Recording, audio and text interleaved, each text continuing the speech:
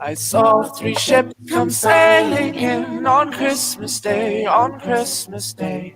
Saw three ships come sailing in on Christmas Day in the morning. What was in those ships of three on Christmas Day, on Christmas Day? What was in those ships of three on Christmas Day in the morning?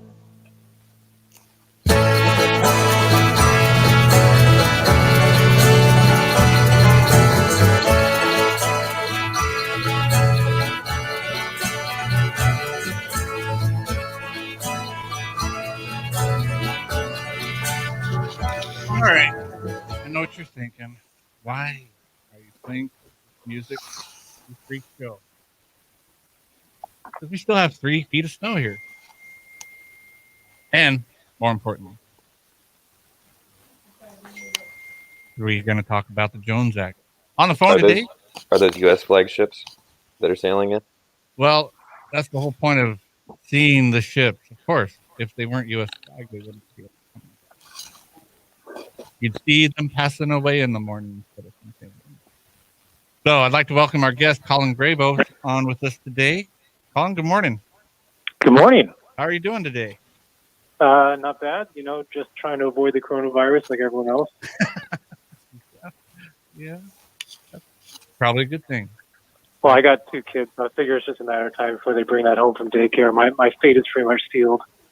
Yeah, that's that's actually a good attitude to have.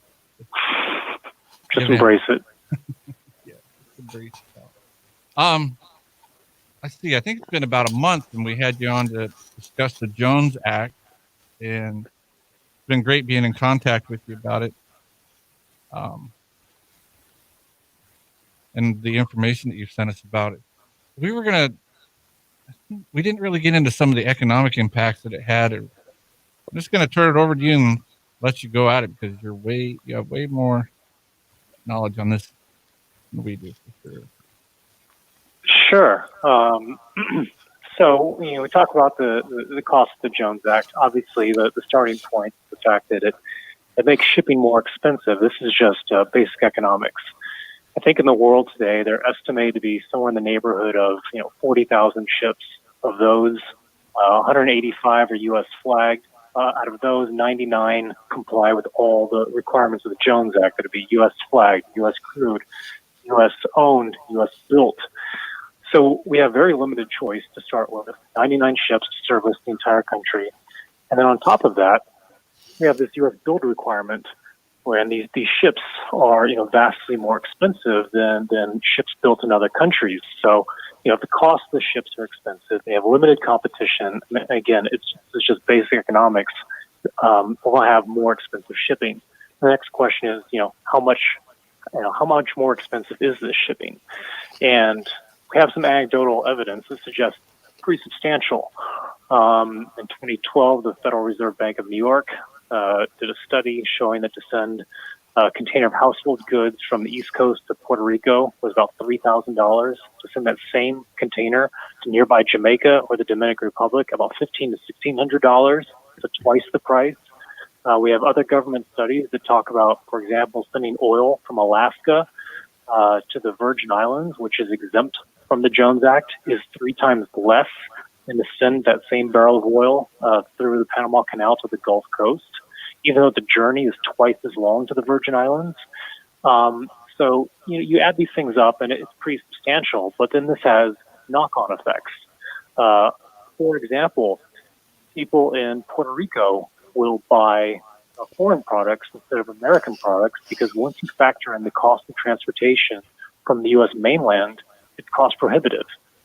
So that puts U.S. businesses at a disadvantage. It also means that alternative forms of transportation become much more attractive, say trucking, say rail.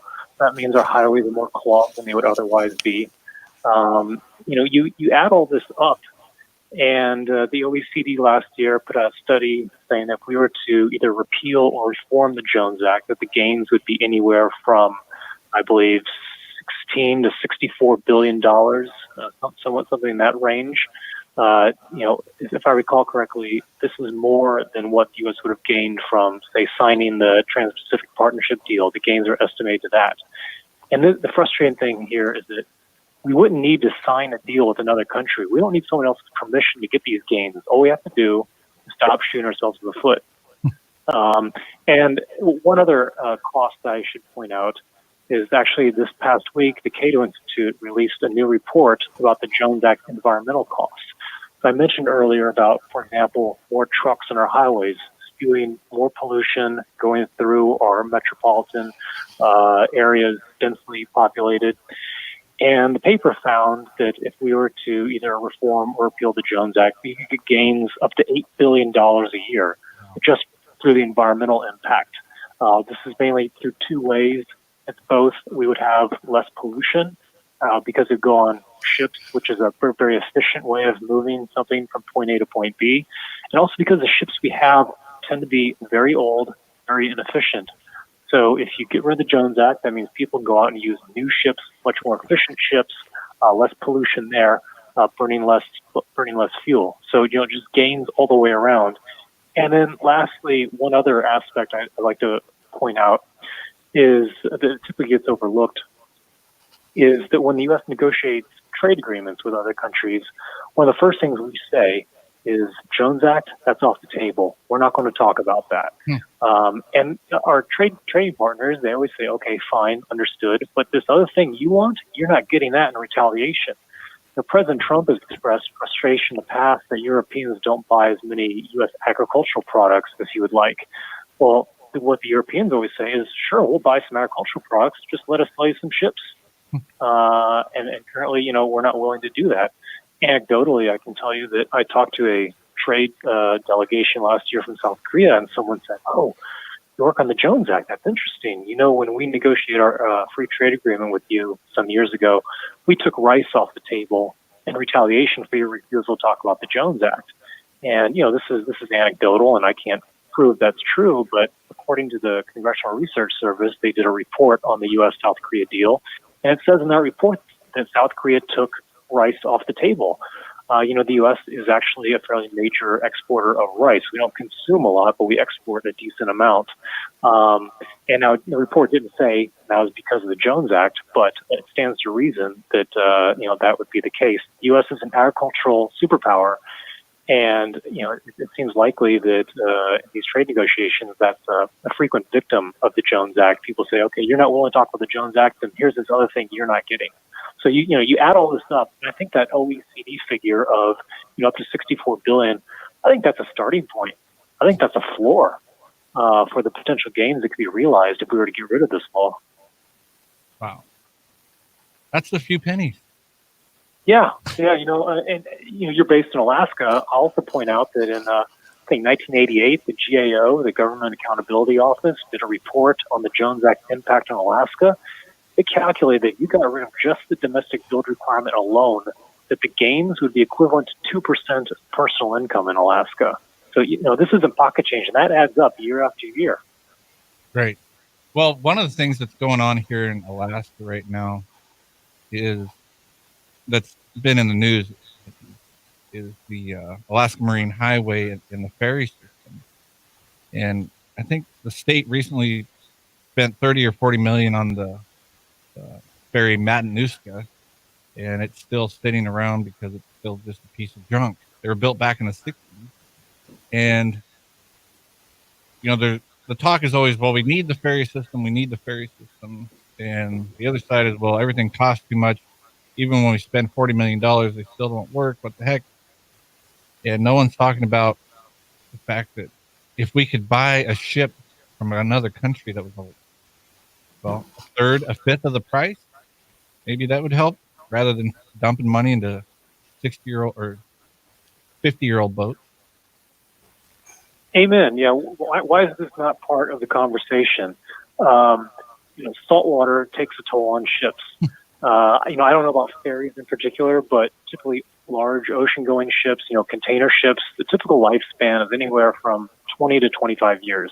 Like you said, we're talking about some of these vessels working in the Alaska Marine Highway system that are, 60 years old. It's outrageous. But it's perfectly predictable when it's incredibly costly to replace these things and buy new vessels. You're going to hold on to the old ones. And meanwhile, these old ones, they have these maintenance costs, and that all gets, someone has to pay the bill there. Ultimately, probably the Alaskan taxpayer. And it's really interesting to contrast the Alaskan ferry system with that of British Columbia. British Columbia, no Jones Act. They buy, especially in the last, I think, 10 to 20 years, they bought a lot of their vessels from Europe. And I saw an interview with the CEO of the British Columbia ferry system. And he said, yeah, we could build them here in Canada. We'd have to jack up the fares, and everyone would have to pay more. We'd be less competitive, but, we could do that. Well, Alaska doesn't even have that option. They have to buy American.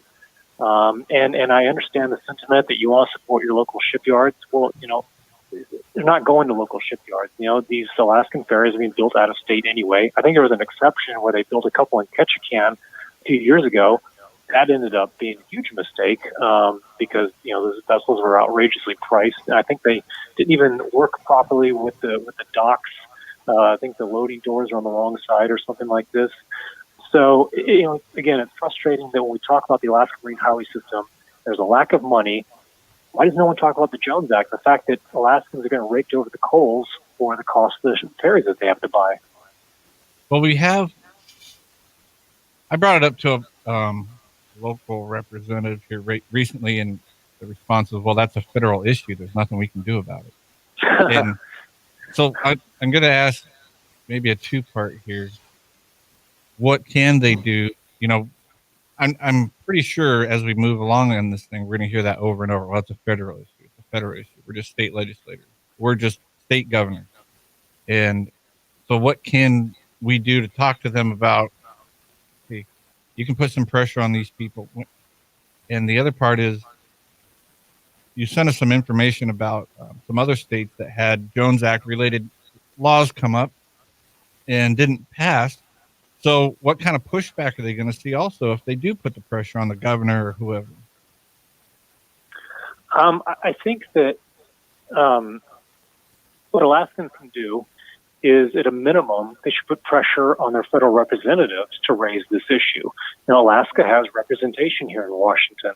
And unfortunately, not only are Senator Murkowski, Senator Sullivan, Representative Young not talking about this and not saying, look, this is making life difficult for us. They're actively cheerleading for this law here in Washington. So, it has to start there. People pay attention to sentiment coming out of the states. It does matter. And Alaskans, if you want Washington to care, first Alaska has to care, and Alaska has to start making an issue of this.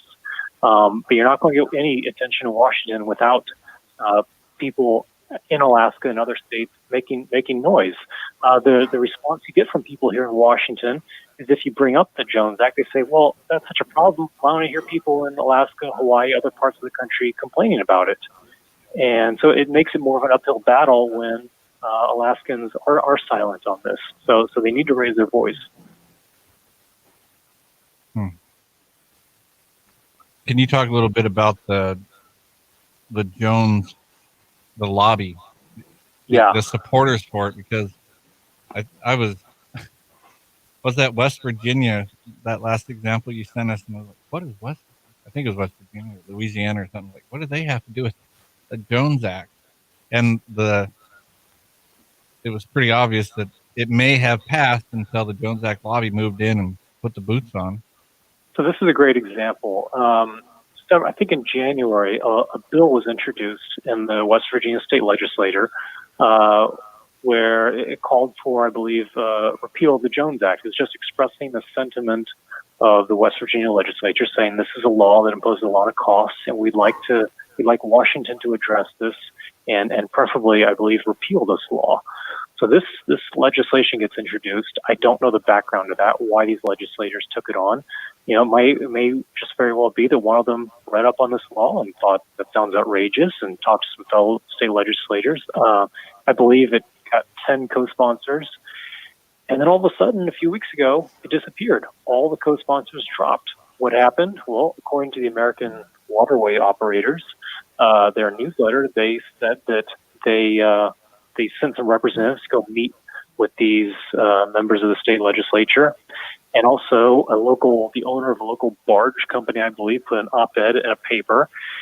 And obviously I was not a fly on the wall in that conversation, but we can probably imagine how that went. And they basically said, look, you do this, we're going to take you on, we're going to make life miserable for you. And these state legislators took a look at it and said, well, if I proceed with this bill, there's obvious downside to me. And if this bill passes, what's the upside? Who's going to shake my hand? Who's going to say, good job, job well done? So I think they calculate it as a net political loser. And I imagine this calculation comes up over and over again. There are very real costs to going after the Jones Act, but there's not a constant, because there are concentrated forces that support the status quo. But there is no lobbying group dedicated to taking on the Jones Act. And so you just have this asymmetrical situation here where it's all downside for some of these state legislators, and we gotta change that equation. Isn't that mostly because your average person living in the United States has no clue what the Jones Act is? I mean, a lot Absolutely. of Alaskans don't even have a clue. So you're not going to get the handshake. You're not going to get your constituents or whatever coming in and saying "good job" if they don't even know what it is. Exactly, and that's why what you're doing is so important, because step one is just making people aware. I actually the other day I was out at lunch and I ran into a former coworker, and she was with a friend. Said, "Oh yeah, this is Colin. He works in the Jones Act." And the friend said, "What's that?" And this is a recurring theme, and that's something that we have to change. That's step one to this whole thing. You guys got anything you want to talk about? Yeah, I was in the barber shop yesterday, and the barber was originally from Puerto Rico. That's where he was born, and he was telling me he he went back to visit there, and he was looking at moving back, but it just wasn't for him. So I asked him, what is it about your reluctance to move back there?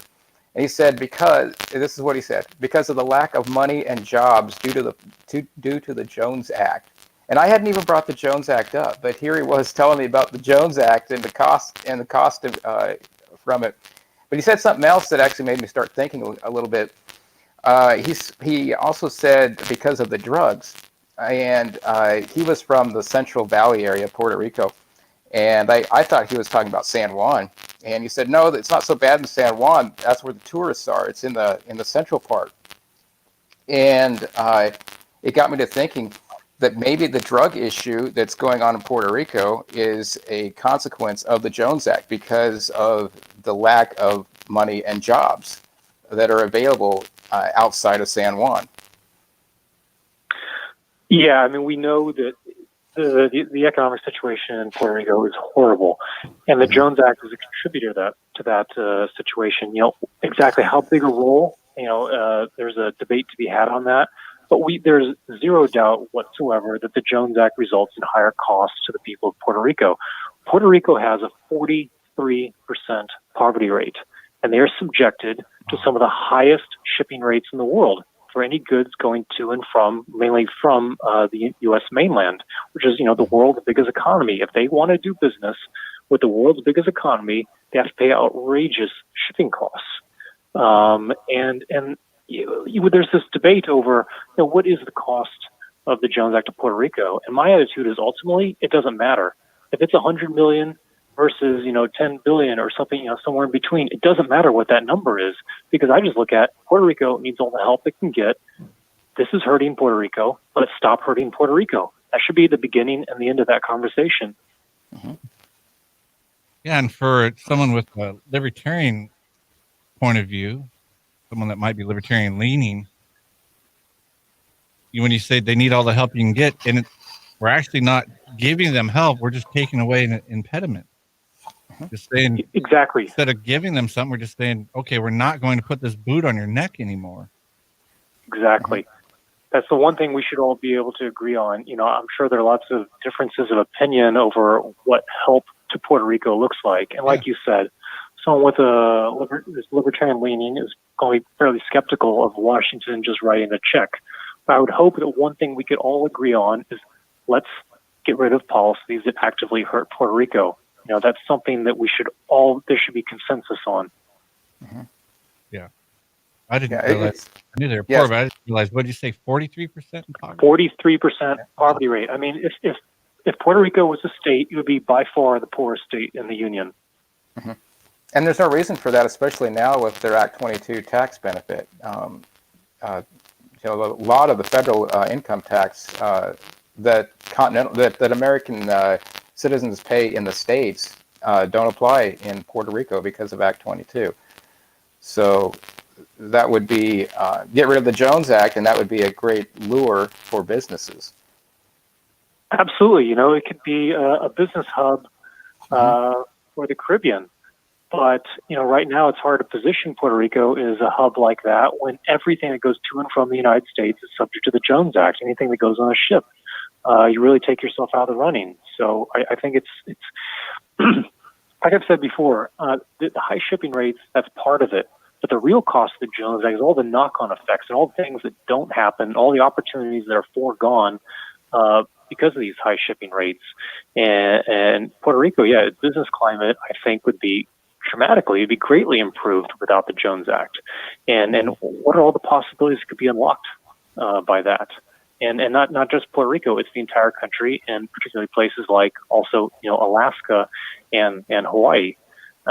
We know that when the Jones Act came into effect, that according to former Governor Gruning, that numerous Alaskan businesses were forced to close because their business models no longer worked under the new regime of high shipping rates. So let's get rid of those high shipping rates and see, conversely, what new businesses could be established and what would become viable, what new opportunities would exist. Yeah, go ahead, Dave.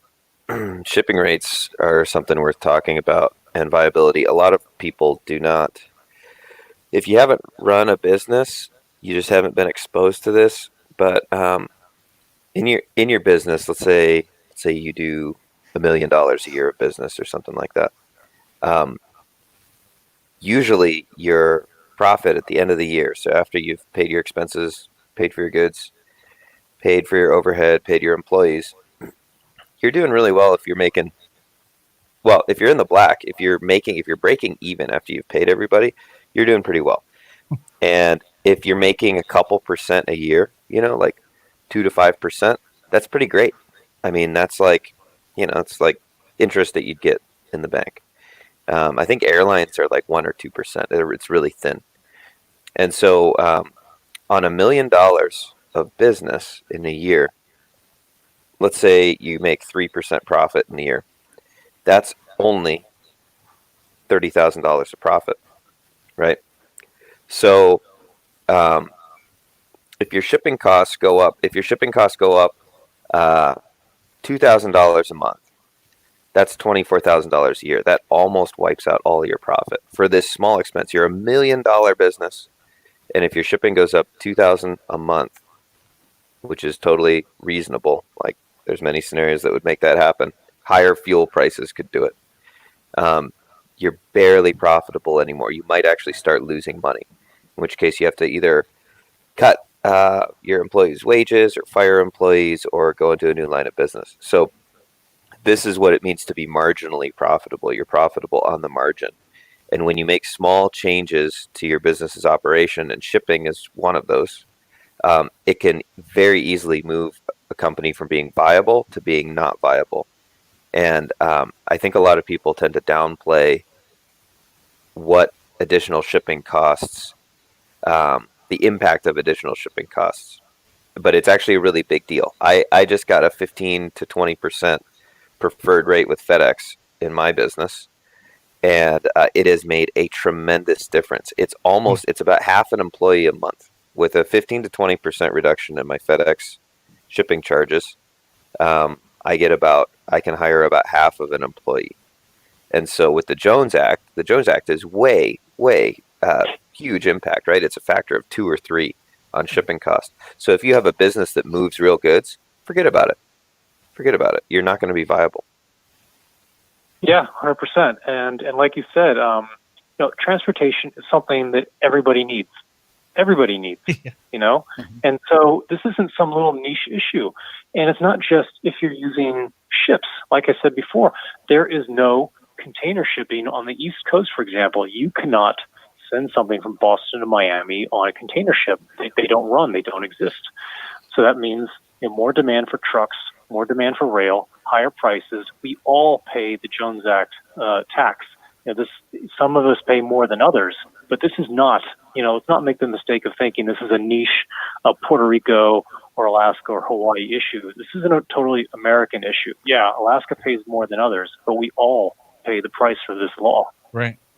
It's like an internal trade war. It's like the United States having a trade war with itself. And in a trade war, like we've discussed the China tariffs, with the China tariffs, a lot of Americans think that China pays for that. They don't realize that they pay it, and they pay the tax to the U.S. government. The U.S. government's the winner. And so with the Jones Act, it's like the same thing, but it's between states. It's so absurd. It's an internal trade war where the only winner, well, there's a very small number of citizens who are winners. But essentially, it's just a government control thing. It's an internal trade war. It's absolutely absurd. I think that's a great analogy. Back in the 1800s, there was the political economist Henry George, and he said, "What protection teaches us is to do to ourselves in times of peace what our enemies seek to do to us in times of war." That's what the Jones Act is. In time of war, people would refuse to sell us ships or try to block us from getting access to ships. Well, it's like, the Jones Act is already doing that. That's what it's doing. That's what we're doing to ourselves. Is a self-imposed embargo. That's insane. Well, we need to take a break here at the bottom of the hour, and we will open the phones up if you'd like to call in and talk to Colin, ask him a question at 907-458-8255. We'll be back in about 3 minutes. This is Patriots Lament. When you're diagnosed with metastatic breast cancer, a lot of questions run through your mind. What am I going to do? What are my options? What did I do wrong? We've had those thoughts too. But some questions can help you move forward. Visit findyourmbcvoice.com for an interactive guide to help you learn the next steps to take after an MBC diagnosis. And how to ask the questions that lead to an open and informed conversation with your doctor. Start finding your voice today at findyourmbcvoice.com. Posting your job opening to an online job search site is like drinking from a fire hose. You get more resumes than you know what to do with. Robert Half is the better way to hire. Our candidates are interviewed and custom matched to your exact hiring requirements. Quickly, satisfaction guaranteed. So what you need is just what you'll get. Robert Half, the experts in accounting, finance, IT, legal, marketing, and administrative staffing. Learn more at roberthalf.com/radio. The Fairbanks Tired Iron has raised over $100,000 for great local groups like the Scouts, the Food Bank, and many others. So please support these local businesses like All Transmission, the Rental Zone, Vertex Insulation, and the Riverboat Discovery. Other supporters include Compost, Tim Zesinger of Allstate, Denali Media, Fairbanks Kiwanis Club, the Odom Corporation, Ron Service, Sourdough Fuel, the Turtle Club, and the radio station. And thanks to the City of Fairbanks Bed Tax Grant Fund for helping support the Fairbanks Tired Iron March 7th behind Lowe's. Don't miss it. Don't miss 50-50 Friday on KFAR. Every Friday morning at 9 a.m. sharp, we offer up amazing gift certificates from different local businesses. That's when they go on sale for half price. From incredible food offers to fantastic services, you'll get it for half price every Friday at 9 a.m. So don't miss out on this offer. Are you ready to feel good, look great, and discover your darker side? Because this coming Friday's 50-50 deal is from Fairbanks' #1 tanning salon, Turbo Tans. Get a certificate for 60 days of unlimited UV tanning half off. 60 days of any level booth or bed even includes the high-pressure bed at Turbo Tans. So this Friday, get your 60 days of unlimited UV tanning valued at $220, yours for only $110. That's half off. That's this Friday for Turbo Tans and 50-50 Friday. This Friday morning at 9 a.m., log on to our website at KFAR660.com. Simply click on the red 50-50 ticket in the upper right-hand corner and get your gift certificate for half price. That's 50-50 Friday at KFAR660.com. When you love being outside, you know that winter in Alaska is just another trail to more sporting opportunities. And when it comes to gearing up, the place to do it is Frontier Outfitters. Whatever it is, small game hunting, predator calling, ice fishing, and more, Frontier has what you need to be prepared and successful. You'll find the guns, ammo, optics, GPS equipment you're looking for, plus traps, snares, and the right winter clothes. Winter camping necessities as well. Visit Frontier Outfitters. It's the best start to a successful outdoor adventure. For your Alaskan lifestyle, Frontier Outfitters. All right, welcome back to Patriots Lament. We have a special guest today, Colin Grabow from the Cato Institute. And guys, let's go to the phones. If you want to join us, you can call us at 907-458-8255. Hello, caller. You're on with Colin. Hello? Yes, sir. I'm kind of confused about all this Jones Act and what it means and stuff, but do you think putting the low income, the inmates and the mentally ill building ships, or I don't know, legalize cocaine or whatever? What would be the best way to help this situation? Here in Alaska and Puerto Rico and I guess everywhere else. And I'll hang up and listen. All right, thanks for the call. I'll let you tackle that one, Colin. So, the best way, to help the people of Alaska and Puerto Rico and Hawaii and every other part of the country is to get rid of this bill and say that we are no longer limited in the ships that can be used to ship goods between different parts of the United States. That Alaskans should be able to use any ship they want to send goods to and from the U.S. mainland. They shouldn't be dependent on these 99 ships, of which only a small subset serve the Alaska market. So we have a relative handful of ships that are eligible to transport goods between Alaska and Seattle and other parts of the U.S. mainland, the lower 48. And the ships that are used are bought for incredible prices. They'll pay, instead of paying $50 million for a ship, they pay $250 million for that ship. All that gets passed along to Alaskan consumers ultimately, especially when Alaskans also are dealing with a duopoly. They can choose between using Matson or tote. That's it. Those are their options right there to ship something to and from the U.S. mainland.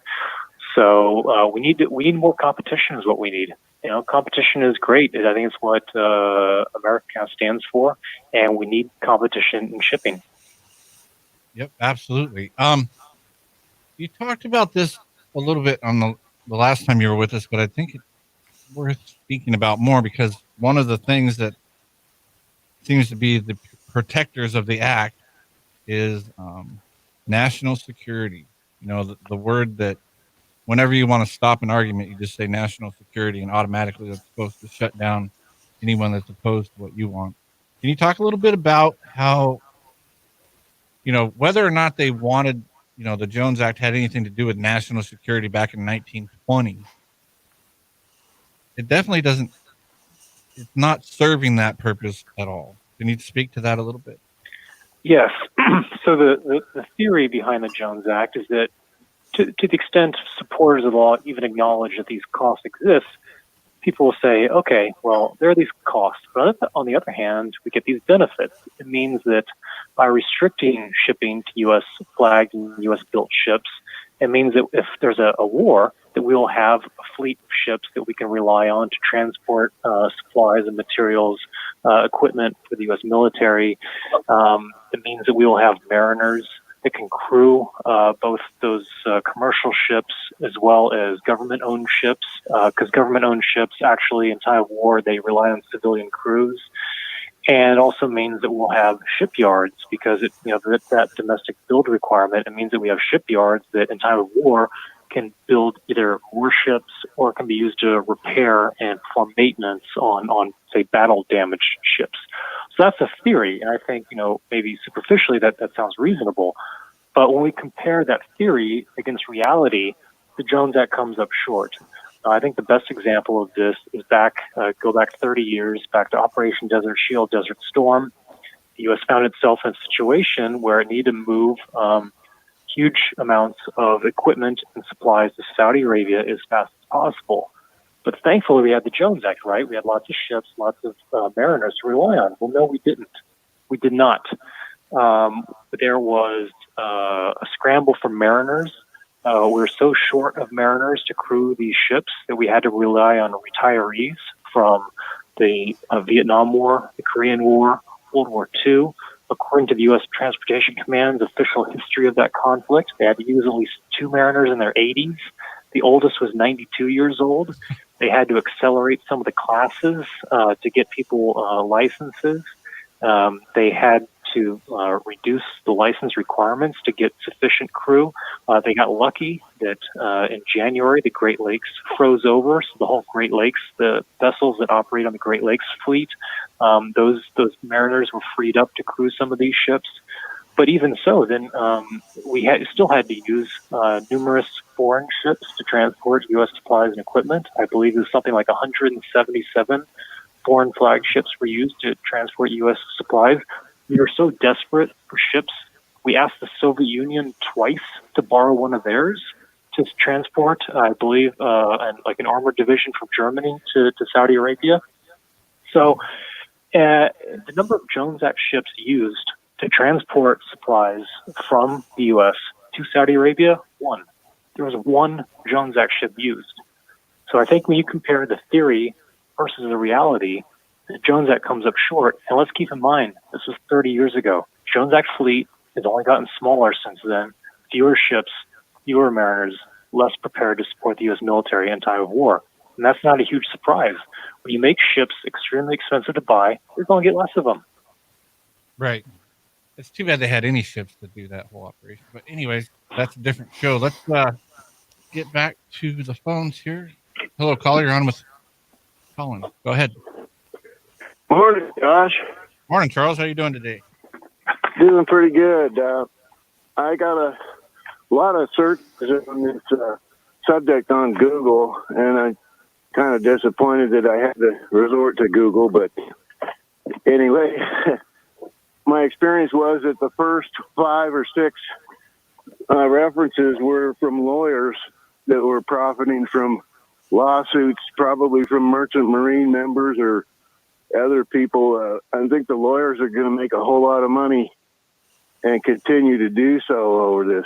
So might be a force in opposition to changing the Jones Act. Interesting. Also, Mike Lee has America's Open Waters Act. I was wondering if your guest could explain more details about that. That just came up in 2017 and then renewed in 2019.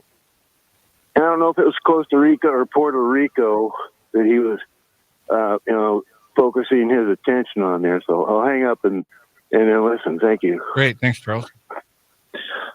Great question. So with regard to the first part, the Jones Act, when I use the term Jones Act, I refer to Section 27 of the Merchant Marine Act of 1920.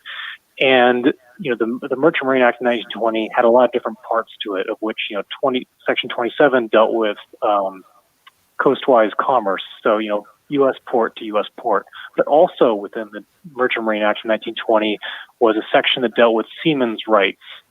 And when I talk about the Jones Act, I'm not really talking about that part. That's not what I'm advocating for when I talk about repeal or reform. It's a kind of different ball of wax there.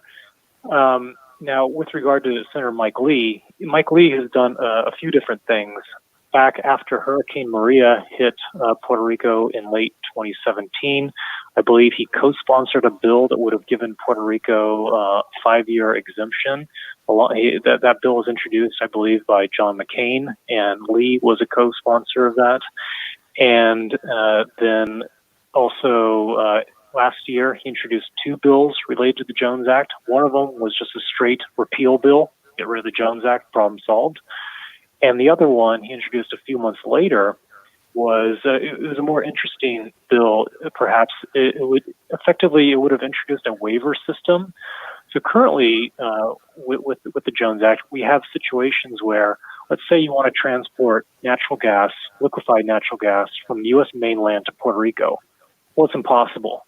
You can't do it because the ships don't exist. There are 0 ships in the Jones Act fleet capable of transporting bulk quantities of LNG.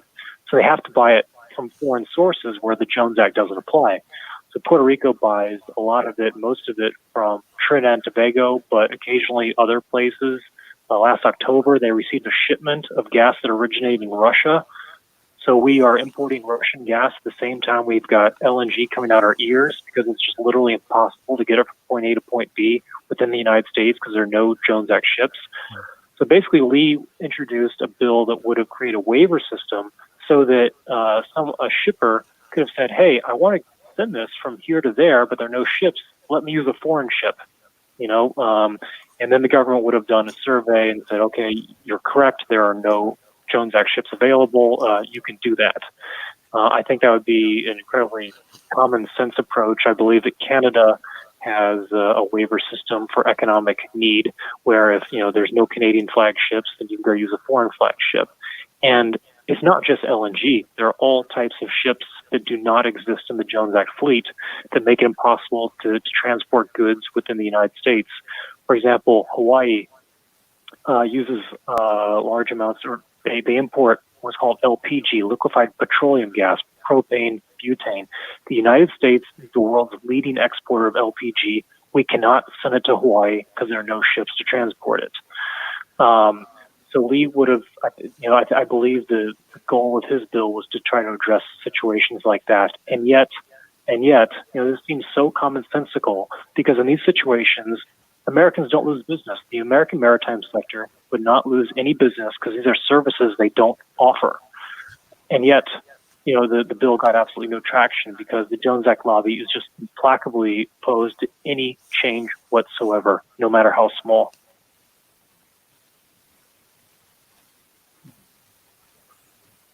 David why don't you tell your story quick, David? Because Nome? Yeah, in Nome, that was basically a waiver, wasn't it? Yep, and Colin probably knows about that story. Actually, many Alaskans will remember that. In 2012, spring 2012, we had an early winter, and Nome was going to get a fuel shipment in before the ice came down the Bering, or into the Bering Sea, and they didn't. There were delays; it didn't happen, and so they had to transport fuel on a ice-hardened tanker, and it needed an icebreaker escort to actually cut the ice. And so they had to use a Russian fuel tanker because there were no U.S. flag, there were no Jones Act compliant tankers that could make it through the ice without getting chopped to pieces. And so that added to the delay even more. And so by the time they could actually make the shipment, they had to have, it was like late January or something like that. They had to have this Coast Guard icebreaker taking little bites out of the ice the whole way, and it took a couple weeks for the shipment to get in. I ended up going to Nome to survey the ice pack in the harbor with a drone to build a 3D model of the ice so they could figure out how to cut the ice to actually get to shore. But it was absurd. The whole operation was absurd. And then another angle on it, I don't know if it's Jones Act related, was they had to. The U.S. Coast Guard has one icebreaker, I believe, and it's rather small. And they thought about asking the Canadians for assistance. The Canadians have several icebreakers, some of which are larger, but they didn't do that either. So the weakness of, we were all kind of joking about it as Alaskans while we were waiting for the fuel delivery, the weakness of the U.S. fleet to operate in the Arctic and in Alaska in particular was just totally highlighted by this. And of course, a large part of that was because of the Jones Act. And so for all these ideas of getting gas or fuel or whatever off the North Slope, or for shipping goods into the North Slope by boat instead of taking it by truck, for any of that really to be viable and cost effective, it's not going to happen with the Jones Act. Yeah, I lived. That's the point. I just noticed that. So icebreakers in particular are not subject to the Jones Act, but remember the logic of the Jones Act is we put these restrictions in place and it guarantees this vibrant maritime sector, except we have an incredibly weak maritime sector. We haven't built an icebreaker in this country for decades. And I believe that last year there was a contract awarded to the VT Halter shipyard in Mississippi to build one. And, I've talked to people from Finland. They're like, we could build that same icebreaker for 1/3 of the cost. But, we're asking shipyards that haven't built this type of ship for decades, if ever, to build this kind of ship. And it's their first go around. They're not efficient. They're not technologically advanced compared to foreign shipyards. And this isn't a surprise. When shipyards don't have to compete, they become uncompetitive. And that's the U.S. maritime sector in a nutshell right there.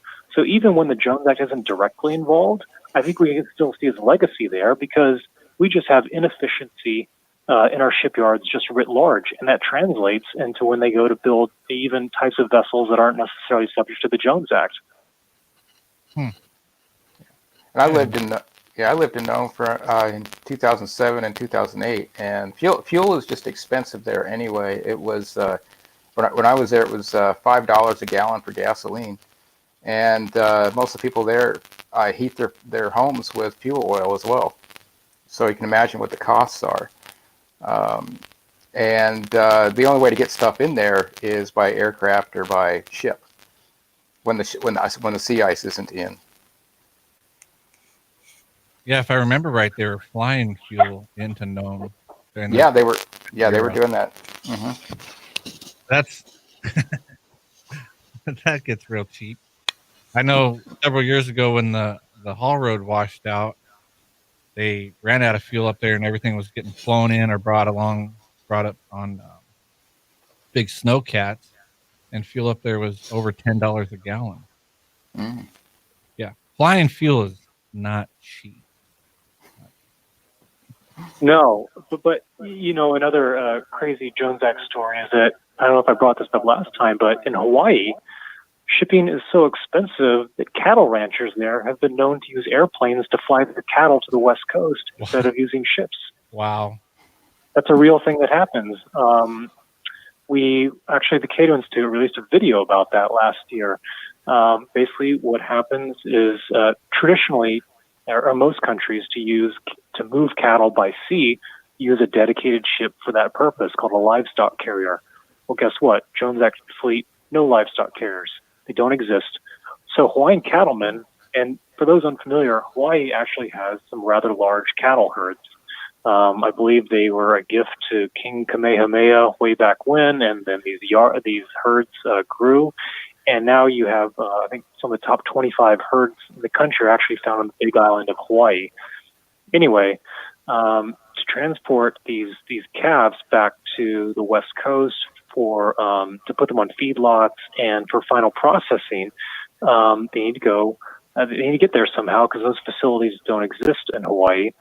So their choices are they put them on what's called cowtainers. These are modified shipping containers. You don't find these cowtainers anywhere else in the world. It's a total Jones Act solution. And the cattle ranchers did the math and they said, well, it's about the same price for us just put it on a 747 to the West Coast. And so they use both methods. They use cowtainers, but some of these cattle also go by airplane because the costs are such that the math is such that it actually pencils out to use airplanes to transport cattle. That's how expensive Jones Act shipping can be. That's incredible. Wow. Is there Colin, is there a best thing that our listeners can do and that we can do to raise awareness? You're talking about, just getting people to realize the Jones Act even exists and what it does. Is there a best way or a good way to go about doing that? I think that just you guys talking about it, I think that's awesome. I think that's one way. I think you can write a letter to the editor of your local paper whenever the high cost of living in Alaska comes up, or any related issues, or with regard to the Alaska Maritime Highway.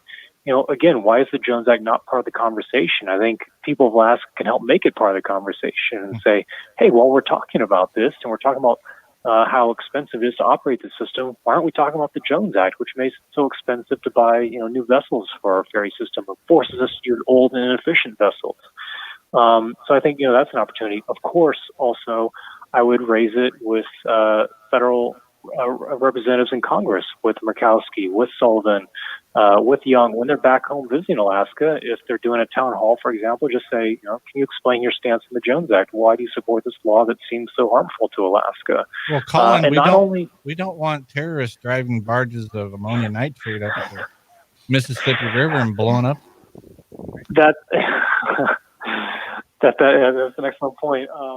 This is, you're getting at some of the justifications that the Jones Act lobby uses for this law, and they will repeatedly say things along those lines that, absent the Jones Act, we are going to have North Korean flagged barges on our rivers, or we'll have Pakistani flagged vessels in our coastal waters, et cetera, et cetera. These ridiculous nonsense scenarios. These are the kind of tactics they have to resort to. But in addition to your federal representatives in Washington, heck, you're just your state legislator. I think it would be powerful if the Alaska state legislature passed a bill that says something along the lines of, we think it's time for Jones Act 100 years old. Alaska is the original victim of this law, and we think it's time that our federal representatives take a look at this, as well as everyone else in Washington. Washington will not act without a demand signal. There needs to be some demand. There needs to be a message being sent from the people.